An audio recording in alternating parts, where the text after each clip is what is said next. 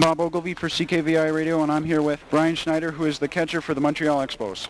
Thank you for taking the time to speak with me. Oh, you're welcome. Anytime.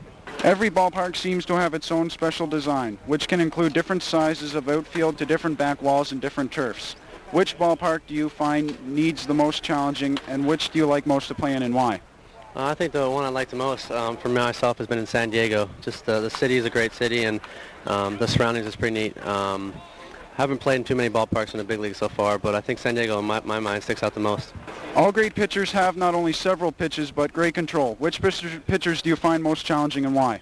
I think the pitchers I find most challenging are the guys who keep the ball down, change speeds real well, and work counts in their favor. I think the hardest guys are, like I said, the guys who change speeds the most.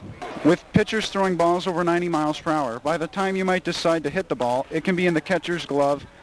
How much do you think about the pitch count or your at-bats and the game situation to guess what kind of pitch is coming, or do you try to wait for your pitch? I think in different situations throughout the ball game, you have to look for certain pitches to do your job as the hitter. Of course, when you're heading the count, you have to look for your pitch also. So I think no matter how hard the guy's throwing, you have to hit your pitch in whatever your count is favorable. What do you find the biggest difference between batting against left and right-handed pitchers, and why do you think it affects most players' batting averages so much?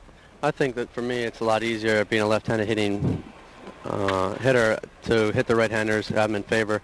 Left-handers, it's a little tougher because they keep the balls away from you, and it's a little different angle, and not just that, you don't get to see lefties that much. So I think it affects people just because they're not used to seeing pitchers. If I'm a left-handed hitter, I don't see left-handed pitchers that much, so I think that's what affects it the most. Lastly, who were some of your baseball heroes when you were a kid learning about the game?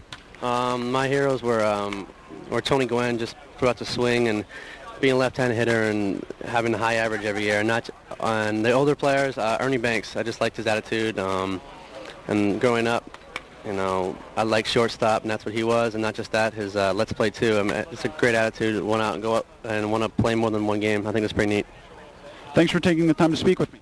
You're welcome. Anytime.